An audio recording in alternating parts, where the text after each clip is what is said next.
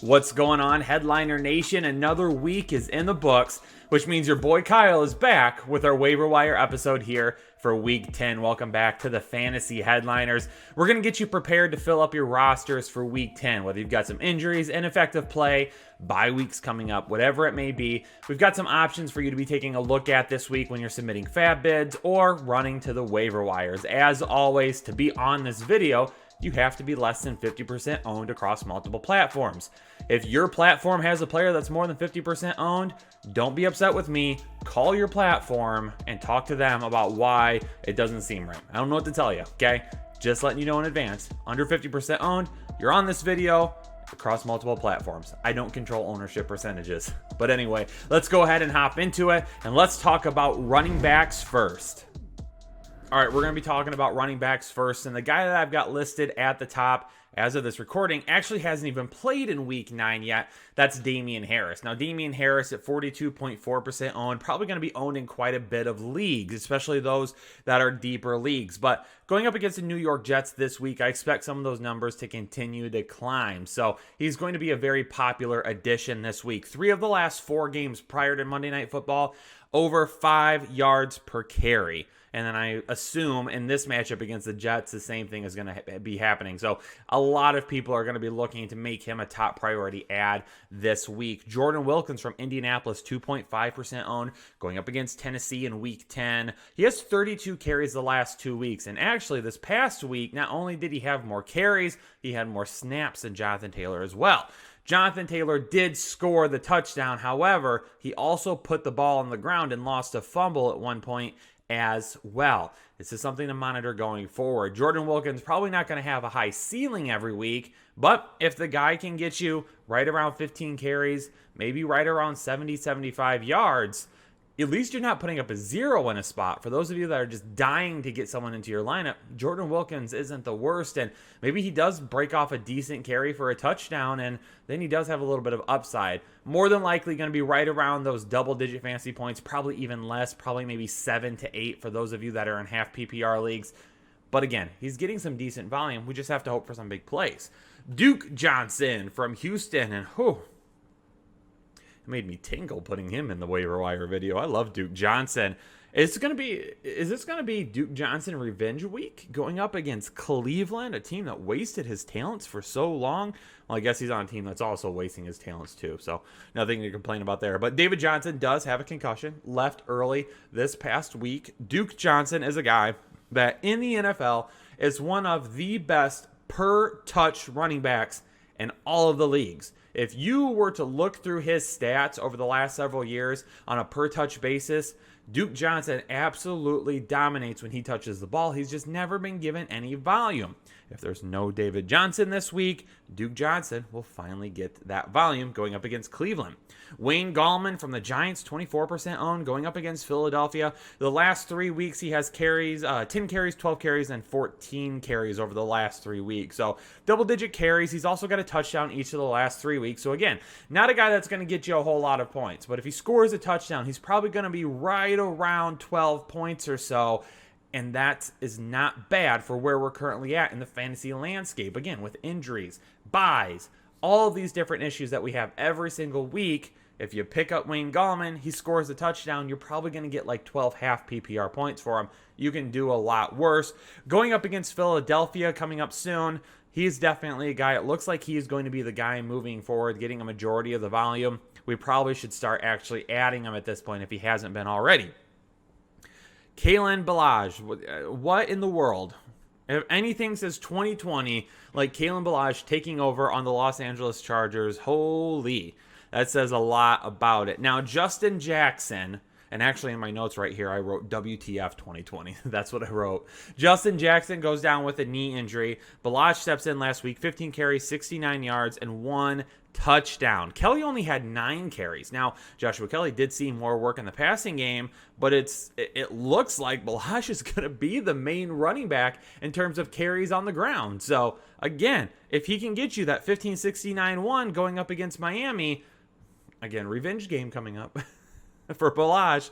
If he can get right around that mark, he's going to be a guy that could end up being a flex play next week. And again, if that doesn't speak more to 2020, then I don't know what does. And then last one, Ryan Nall from Chicago, 0% owned, going up against Minnesota. David Montgomery finding out today that David Montgomery does have some concussion issues, it looks like, in the protocol right now.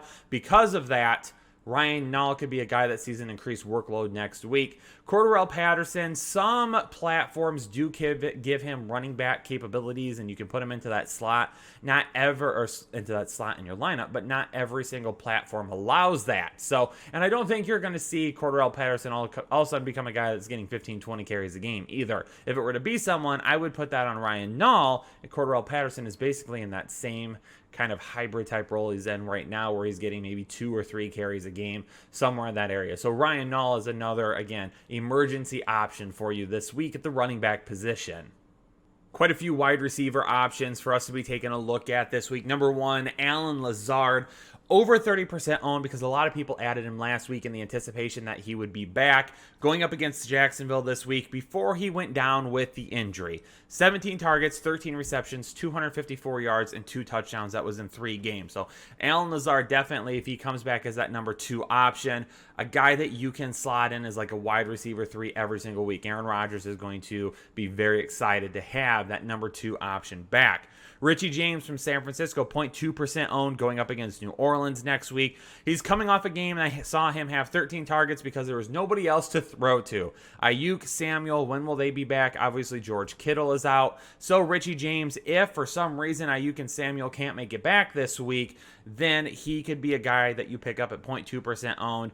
Again, 13-9, 184, and 1 last week. Could see a decent amount of volume. Once again, going up against New Orleans, going to have to throw it a little bit, right? Dez Bryant from Baltimore only played 2 snaps last week, so don't get too crazy, okay? 21% owned already, so a lot of people going up and picking up the name value, going up against New England, so it's going to be a tough matchup. But just keep an eye on him. He's probably not going to get enough workload for us to be interested in adding him anytime soon. But for those of you that play in deeper leagues, if you want to take a shot because you have some spot on the bench, might as well, okay? No harm, no foul there. Curtis Samuel at 22.7% owned, going up against Tampa Bay. Finding out as well today, Christian McCaffrey now dealing with a shoulder issue that could keep him out multiple weeks.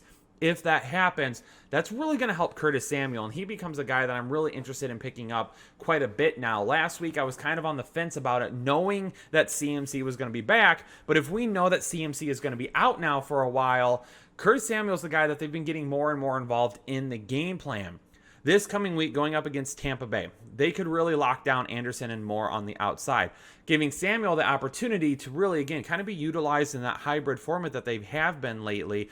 4 touchdowns over the last 3 games. He's a guy, a flex option. They've been running the ball with him a little bit. They've been giving the ball to him in the air with no Christian McCaffrey, and with those guys potentially locked down on the outside, because this Tampa Bay defense are going to want to bounce back after that shellacking to New Orleans. This could be a good matchup for Curtis Samuel. Danny Amendola, 1.6% owned, going up against Washington. Again, a very tough matchup for him, but he could sneak out for some catches. 10 targets last week. He does have 5 games over 50 yards this year. So in a PPR format, Danny Amendola in a tough matchup where Marvin Jones, again, maybe some issues on the outside being locked down, he's the guy that steps up and really sees a lot of those targets coming from Matthew Stafford. Jalen Reagor coming off the bye, 12.7% owned, gets the Giants next. A lot of people may have forgotten about him, right? Last week he had a nice week, or 2 weeks ago at this point. He had a good week, scored a touchdown, but a lot of people could have said, gonna wait on Jalen Reagor because they're going into the bye and I need somebody right now. Now's your time to hop back on Jalen Reagor and get him into your lineup, because he is, again, the true wide receiver 1 in Philadelphia. My boy Jalen Reagor. Jacoby Myers, again, another guy, plays Monday Night Football, so as of this recording, has not played yet. 1.9% owned. There's nobody else, right? That's the main problem right now. There's nobody else to throw to. I brought him up on the Waiver Wire episode last week. Could have a good game against the Jets. If he does, probably a guy that a lot of people are going to be looking to on the Waiver Wire. Olamide Zaccheaus from Atlanta. Now, they are going into the bye. I bring him up just for you to kind of keep an eye on. Calvin Ridley, he was almost ready to go this week. So after having another week through the bye to heal and then another week leading up to his game, more than likely he's going to be ready to go at that point. But keep him on your radar. 4 receptions for 103 yards and a touchdown last week. And then my last one, Nelson Aguilar. Put some respect on this man's name. 5 touchdowns this season, 4 of them coming in the last 5 games, 18.4% owned, going up against Denver. Derek Carr, that offense playing very well right now, and Nelson Aguilar has really become that number 1 option outside of Darren Waller for Derek Carr. Moving on to tight ends, and for San Francisco, pick your poison. Pick your poison. Going up against New Orleans next week, a team that allows the 3rd most fantasy points to opposing tight ends. You've got Ross Dwelley. You've got Jordan Reed. Dwelley at 30.5% owned. Reed at 0.9% owned. Dwelley, to me, may take a majority of the snaps due to Jordan Reed's injury history. The last thing that they want to do is get Jordan Reed back out there and lose him again. They need all hands on deck. So who will be the guy going up against New Orleans? If I had to pick, Ross Dwelley for me is a guy that could see anywhere between 5 and 7 targets, maybe catch 4 or 5 of those, and then be right around maybe that 40-yard mark. Jordan Reed is the touchdown-dependent type player. So if you're in a standard league and you're looking for a tight end and you think it could be Jordan Reed, that's the route I'm going. If you're in a half PPR or PPR format, maybe Dwelley is a little bit better of an option, but that's something that I'll have to talk about more in the rankings video, so keep an eye on that. Austin Hooper from Cleveland, just under 50% owned, going up against Houston next week. Coming back, obviously, from that surgery.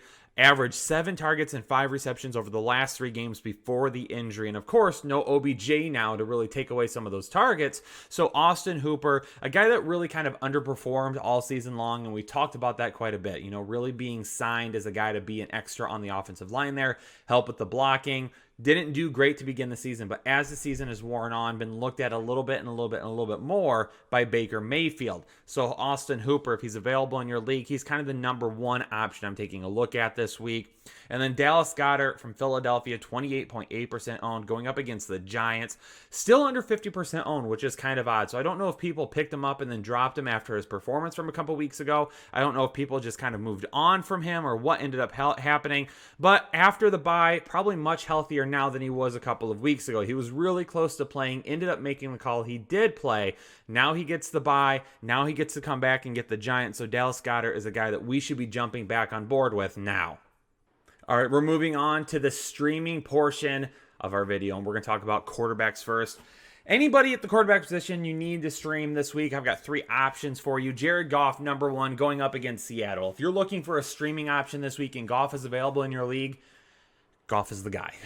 Going up against Seattle, that allows the 2nd most fantasy points per game to opposing quarterbacks, just under 50% owned, so he's number 1.